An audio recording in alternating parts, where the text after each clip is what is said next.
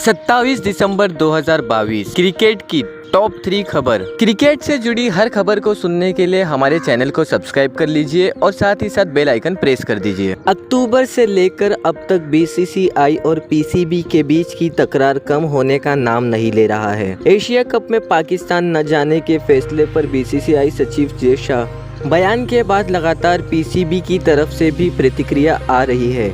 जब PCB chief Ramesh राजा थे, उन्होंने साफ साफ कहा था कि यदि भारतीय टीम पाकिस्तान नहीं आएगी तो पाकिस्तान भी भारत में होने वाले वनडे वर्ल्ड कप में हिस्सा नहीं लेगी। अब इस पूरे प्रकरण पर पीसीबी के नए चेयरमैन नजम सेठी ने भी अपनी प्रतिक्रिया दी है। उन्होंने कहा है कि भारत में होने वाले वनडे विश्व कप में पाकिस्तानी टीम को भेजने का फैसला सरकार के स्तर पर लिया जाएगा।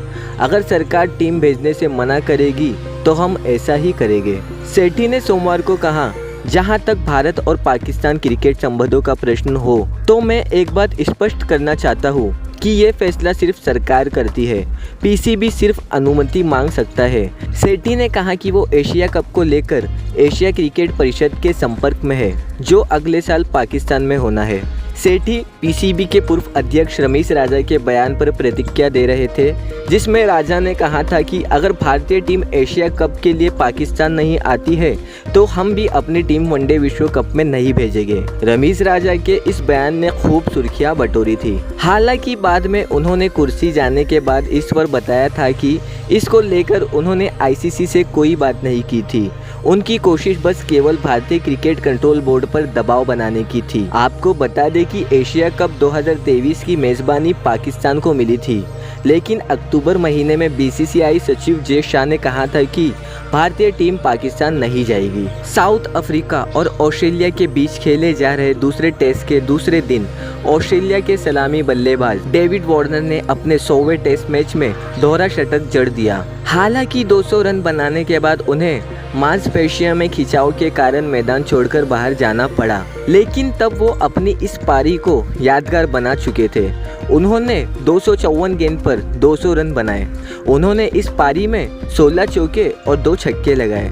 अपने 100वें टेस्ट मैच में दोहरा शतक लगाने वाले वो वर्ल्ड के दूसरे बल्लेबाज बन गए। इससे पहले इंग्लैंड के पूर्व कप्तान जो रूट ने अपने 100वें टेस्ट में ये कारनामा किया था। उन्होंने 2021 में भारत के खिलाफ ये पारी खेली थी। ये तीसरा मौका है जब वार्नर ने 200 या उससे अधिक रन की पारी खेली है। इससे पहले उन्होंने खेल के दूसरे दिन 32 रन से आगे खेलना शुरू किया। पहले उन्होंने 144 गेंद पर अपनी सेंचुरी पूरी की और 100वें टेस्ट पर ऐसा करने वाले 10वें बल्लेबाज बने। वो यही नहीं रुके और लगातार रन बनाते चले गए।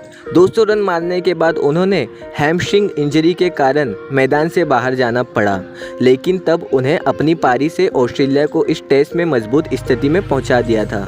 वार्नर के इस दोहरे शतक के दम पर ऑस्ट्रेलिया ने एमसीजी टेस्ट में मजबूत पकड़ बना ली है। साउथ अफ्रीका की पहली पारी में 189 रन के जवाब में खबर लिखे जाने तक ऑस्ट्रेलिया ने 170 रन की बढ़त ले ली है। भारत और श्रीलंका के बीच 3 जनवरी को पहला T20 इंटरनेशनल मैच खेला जाना है। इस बीच भारतीय टीम का ऐलान इस सीरीज के लिए होना है। माना जा रहा है कि किसी भी वक्त टीम इंडिया का ऐलान सीरीज के लिए कर दिया जाएगा। T20 के लिए अलग टीम चुनी जाएगी और वनडे के लिए अलग टीम होगी। हालांकि टीम क्या है इसका खुलासा तो तभी होगा जब सिलेक्टर्स भारतीय टीम का ऐलान कर देंगे। लेकिन इस बीच जो खबर सामने आ रही है उससे पता चलता है कि टीम इंडिया के टॉप 3 यानी Rohit Sharma, KL Rahul, Virat Kohli T20 series से बाहर रह सकते हैं।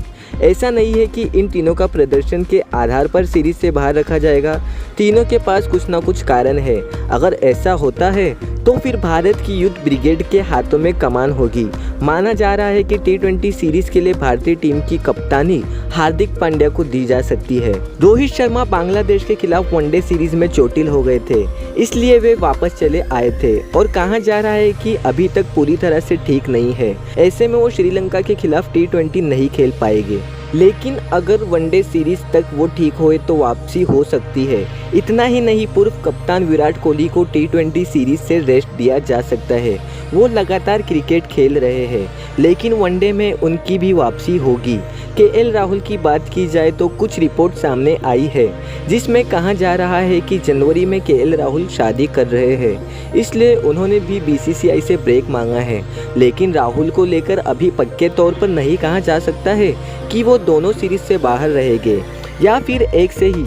अगर ये सही होता है तो फिर ईशान किशन भारत के लिए ओपनिंग करते हुए दिखाई देंगे, वही शुभमन गिल दूसरे ओपनर हो सकते हैं, वही राहुल त्रिपाठी की भी टीम में वापसी हो सकती है। वे इससे पहले भी टीम में शामिल किए गए थे लेकिन उन्हें अभी तक डेब्यू का मौका नहीं मिला है। श्रीलंका सीरीज में वो डेब्यू करते हुए दिखाई दे सकते हैं।